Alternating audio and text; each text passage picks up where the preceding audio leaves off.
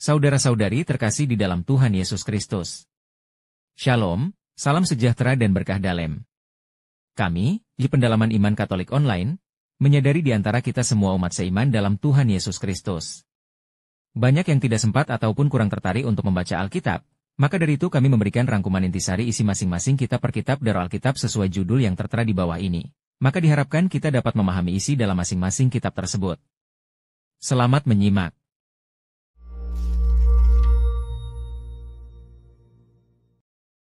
Jika kita membaca Perjanjian Baru, kita dapat melihat bahwa nama yang paling sering digunakan orang untuk menggambarkan Yesus adalah Kristus, yang berarti Sang Mesias. Tetapi herannya, Yesus hampir tidak pernah menggunakan kata ini untuk menggambarkan dirinya. Ia malah menyebut dirinya sebagai anak manusia. Anak manusia? Apa maksudnya? Ungkapan ini berasal dari sebuah pasal yang penting dalam kitab Daniel di Perjanjian Lama. Daniel adalah seorang tawanan perang Israel yang dipaksa tinggal di kerajaan Babel dan mengabdi pada raja yang angkuh dan kejam, yang telah menghancurkan negerinya. Wah, kedengaran yang mengerikan.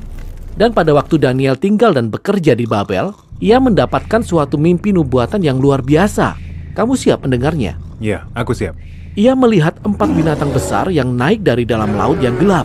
Binatang yang berbeda-beda ini terlihat seperti monster. Makin lama makin menakutkan. Dan binatang yang keempat terlihat sangat aneh. Sampai-sampai tidak ada bandingannya. Binatang ini sangat buas. Ia meninggalkan jejak yang penuh dengan kematian dan kehancuran. Jadi, apa arti dari semua ini? Jadi, ia diberitahu bahwa binatang-binatang ini melambangkan raja-raja serta kerajaannya yang angkuh dan kejam. Oh, seperti raja yang memperbudak Daniel.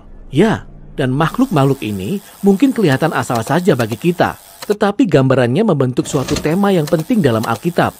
Betapa hebatnya manusia sebagai makhluk yang sanggup melakukan kebaikan yang luar biasa, tapi juga kejahatan yang mengerikan. Ya, kita bisa berperilaku seperti binatang.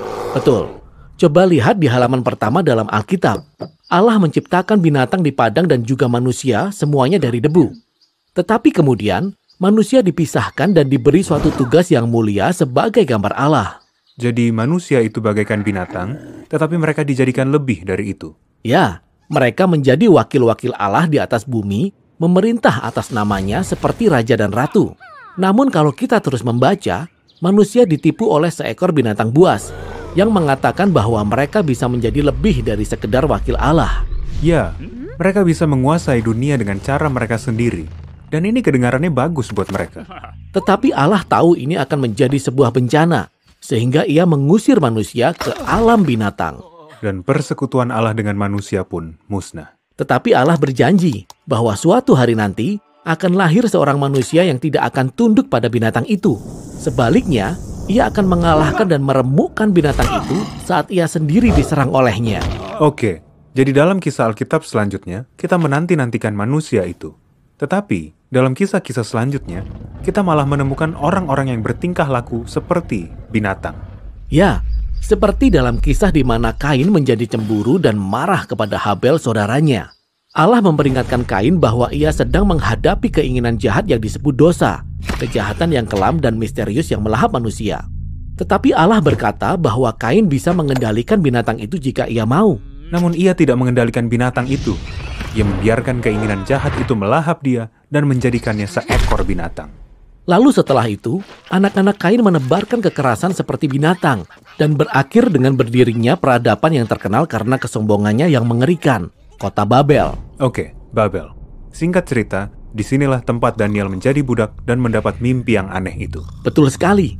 Nah, mari kita lihat apa yang selanjutnya terjadi dalam mimpi Daniel.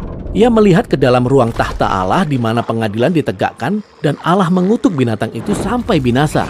Wah, bagus sekali. Kemudian Daniel melihat bahwa sebenarnya ada lebih dari satu tahta ilahi. Oh, benar. Itulah tahta yang ditinggalkan oleh manusia. Betul. Belum pernah ada satupun manusia yang sanggup mengalahkan binatang itu dan memerintah bersama dengan Allah hingga saat itu. Daniel melihat sosok yang disebut anak manusia, yang artinya seorang manusia. Ia datang dengan awan-awan ke hadirat Allah, lalu duduk di atas tahta ilahi untuk memerintah dunia. Persekutuan Allah dengan manusia pun diperbarui kembali. Ya, dan terlebih lagi, seluruh umat manusia menyembah dan melayani anak manusia ini bersama Allah. Oh, menyembah? Jadi ini bukan manusia biasa. melainkan manusia ilahi. Betul sekali. Jadi sekarang kita mengerti mengapa Yesus dari Nazaret yang datang berabad-abad kemudian memilih nama ini, Anak Manusia, bagi dirinya sendiri. Ia menyatakan dirinya sebagai manusia yang sesungguhnya datang dengan misi untuk melawan binatang itu. Ia dicobai untuk memperoleh kekuasaan dengan tunduk pada binatang itu. Tetapi berbeda dengan manusia-manusia sebelumnya, Yesus menolak keinginan tersebut.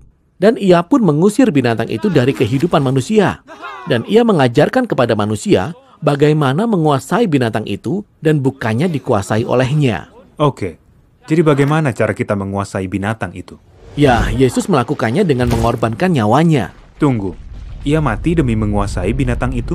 Ya, ketika Yesus diadili dalam pengadilan manusia dan dijatuhi hukuman mati, ia berkata, "Mulai saat ini, kamu akan melihat Anak Manusia duduk di sebelah kanan Allah yang Maha Kuasa dan datang di atas awan-awan di langit." Tetapi ini saat-saat menjelang kematiannya. Betul sekali. Dari satu sisi, salib nampak seperti alat penyiksaan yang mengerikan. Tetapi Yesus melihat salib sebagai tahtanya. Dan di atas tahta inilah, ia memperlihatkan sifat jahat manusia yang tengah melakukan kejahatannya yang paling kejam. Tetapi kemudian ia mengalahkan sifat jahat ini dengan hidup dan kasihnya, sehingga kematiannya menjadi kemuliaannya. Jadi Yesus adalah manusia pertama yang sanggup mengalahkan binatang itu, sehingga ia dapat bersekutu dengan Allah untuk memerintah atas dunia.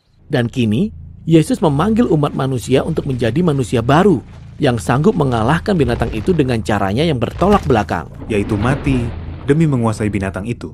Kemudian dengan menjadikan hidup dan kuasa Yesus sebagai hidup dan kuasa kita, maka kita dapat memerintah atas dunia ini sebagai mitra Allah dengan caranya Yesus, yaitu dengan kuasa untuk melayani, dengan kerendahan hati, dan kasih yang penuh pengorbanan.